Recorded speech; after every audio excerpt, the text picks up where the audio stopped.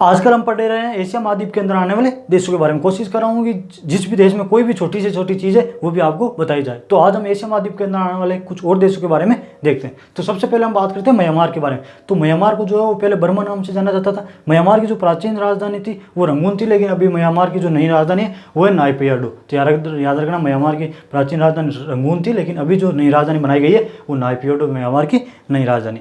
Myanmar Bharat शासन अधिनियम 1935 के तहत भारत से अलग हुआ था। तो अंग्रेजों ने जो है वो भारत शासन अधिनियम के तहत 1935 को भारत से म्यांमार को अलग कर दिया था, क्योंकि अंग्रेज जानते थे कि हमें जो है वो भारत और एशिया से कभी भी अभी निकलना पड़ सकता है, तो क्यों ना निकलने से पहले भारत के टुकड़े टुकड़े कर दिया जाए। तो ये रणनीति के तहत भारत जो है वो भारत से म्यांमार को अलग किया था। म्यांमार में बात करें तो म्यांमार में बौद्ध धर्म को मानने वाले अधिक लोग रहते हैं। अराकाम योमो, पटकोई बुम और शरावती, ये तीन म्यांमार में पर्वत हैं। इनके तीनों के नाम याद रखना। अराकाम योमो, पटकोई बुम और शरावती, ये तीनों पर्वत हैं वो भारत और म्यांमार के बीच एक सीमा रेखा के रूप में काम करते हैं, या यूँ कहें कि दोनों देशों को अलग करने का ये काम करते हैं तीनों पर्वत। तो इन तीनों पर्वतों का नाम आपको याद रखना इंपॉर्टेंट है। भारत के कोको द्वीप को जवाहरलाल नेहरू ने म्यांमार को गिफ्ट में दे दिया था। तो ये कोको द्वीप है वो अंडमान निकोबार द्वीप के ऊपर स्थित एक द्वीप है। ये द्वीप जब भारत आज़ाद हुआ उस टाइम भारतीय सेना का इस द्वीप पे कब्जा था, लेकिन बाद में पता नहीं क्यों जवाहरलाल नेहरू ने ये द्वीप जो है वो म्यांमार को गिफ्ट में दे दिया। अभी इसका खामियाजा भारत को भुगतना पड़ रहा है। क्यों भुगतना पड़ रहा है?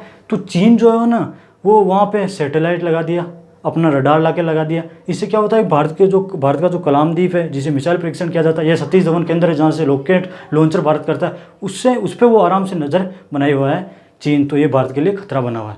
तो कोको द्वीप। म्यांमार की जो प्राचीन राजधानी थी रंगून, म्यांमार की प्राचीन राजधानी रंगून, जिसका भी नाम बदलकर यागून कर दिया गया है। तो म्यांमार की जो प्राचीन राजधानी थी रंगून, यहाँ पे अंतिम मुगल बादशाह जो भारत के थे बहादुर शाह जफर सेकंड, उनका मकबरा है। तो उनका मकबरा म्यांमार में कैसे बन गया? तो जब 1857 की क्रांति हुई ना, तब ये डर के अंग्रेजों से म्यांमार भाग गए, म्यांमार की राजधानी रंगून, और फिर वहीं उनकी जो है वो मृत्यु हो जाती है। फिर यहीं इनका मकबरा बना दिया जाता है रंगून में। तो याद रखना रंगून में किसका मकबरा है? तो अंतिम मुगल बादशाह बहादुर शाह जफर का। म्यांमार की दो प्रमुख नदियाँ। तो म्यांमार की दो प्रमुख नदियों के बारे में आपको ना याद रखना, इरावती और साल्विन। म्यांमार की दो प्रमुख नदियाँ कौन सी है? तो इरावती और साल्विन। और इन दोनों नदियों के बीच का जो मैदान है वो बहुत उपजाऊ है, और उस उपजाऊ मैदान को सान का पठार कहते हैं। तो आपको ये भी याद रखना। अब हम बात करते हैं थाईलैंड के बारे में। तो थाईलैंड की जो राजधानी है वो बैंकॉक है। थाईलैंड को जो है पहले श्याम नाम से जाना जाता था, लेकिन 1932 के अंदर यहाँ पे एक रक्तहीन क्रांति होती है, उसके बाद श्याम नाम को बदलकर इसका नाम थाईलैंड रख दिया जाता है।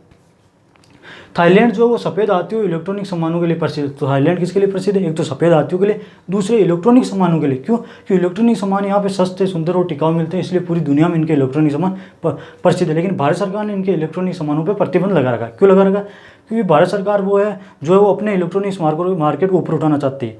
यदि थाईलैंड के यहाँ पे आएंगे इलेक्ट्रॉनिक सामान तो वो सस्ते होंगे, तो भारत के सामानों को कौन खरीदेगा? इसलिए भारत सरकार ने इनके सामानों को प्रतिबंध लगा रखा है भारत में। थाईलैंड जो है वो एक करा नहर बना रहा है। तो थाईलैंड करा नहर की क्या जरूरत पड़ी, क्यों बना रहा है? तो क्या होता है, जिस देश के पास नहर होती है और उससे जहाज़ें निकलती है, तो उससे उस देश का काफ़ी विकास हो जाता है, क्योंकि जहाज़ आएगी वहाँ पे तेल भरवाएगी, वहाँ पे उस जहाज़ों का मेंटेनेंस करवाएगी, जो भी लोग रहेंगे वो खाना पीना करेंगे वहाँ पे। इससे उस क्षेत्र का काफ़ी विकास हो जाता है। जैसे मलका नहर की वजह से सिंगापुर का काफ़ी विकास हो गया। इसलिए ये थाईलैंड है वो करा नहर बना रहा है, क्योंकि इस नहर से फिर जापान, चीन, फिलीपींस, ताइवान की जहाज़ें यहाँ से गुजरेगी, तो इसका काफ़ी विकास हो जाएगा। इसलिए थाईलैंड कौन सी नहर बना रहा है? तो थाईलैंड करा नहर बना रहा है। इसका नाम याद रखना है आपको। थाईलैंड में सबसे बड़ी नदी है मेकांग नदी, जो कि चीन से गुजरती है, चीन से आती है। तो याद रखना थाईलैंड की सबसे बड़ी नदी कौन सी है? तो मेकांग नदी थाईलैंड की सबसे बड़ी नदी। थाईलैंड के बारे में कुछ रोचक चीज़ें और बताता हूँ मैं आपको।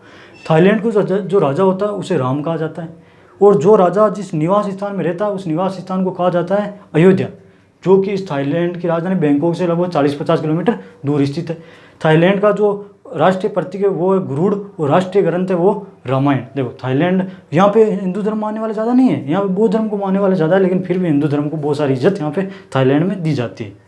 अब हम बात करते हैं लाओस के बारे में। तो लाओस की जो राजधानी वो वियंतियन है। तो लाओस की राजधानी वियंतियन है, और ये वियंतियन लाओस का सबसे बड़ा शहर भी है। यहाँ पे लाओस एक स्थलबद्ध देश है। तो स्थलबद्ध भूबद्ध या लैंडलॉक कंट्री किसे कहते हैं? तो ऐसा देश जिसके चारों तरफ या तो जमीन हो या फिर कोई बंद आकार का सागर हो, इसे स्थलबद्ध भूबद्ध या लैंडलॉक कंट्री कहते हैं। तो ऐसा देश जिसके चारों तरफ या तो जमीन ही हो या कोई बंद आकार का सागर हो, उसे स्थलबद्ध भूबद्ध या लैंडलॉक कंट्री कहते हैं। तो लाओस क्या है? एक स्थलबद्ध देश है। इसे 1000 हाथियों की भूमि भी कहते हैं। तो कंफ्यूज नहीं होना, सफ़ेद हाथियों की भूमि थाईलैंड, 1000 हाथियों की भूमि, तो उसे कहते हैं लाओस को 1000 हाथियों की भूमि। तो इसमें कंफ्यूज नहीं होना।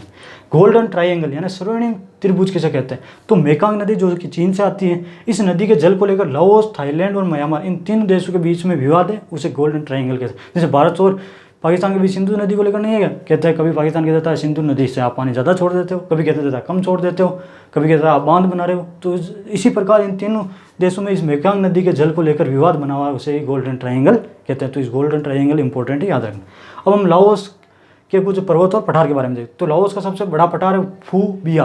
तो याद रखना लाओस का सबसे बड़ा पर्वत कौन सा है? तो फू बिया। पठार की बात करें तो यांगकांग जो पठार है वो लाओस के उत्तरी भाग में स्थित है, और जो बोलवेन पठार है वो लाओस के दक्षिणी क्षेत्र में अवस्थित है। अब हम बात करते हैं कंबोडिया के बारे में। तो कंबोडिया की जो राजधानी वो नामपेन है। तो कंबोडिया की राजधानी नामपेन है।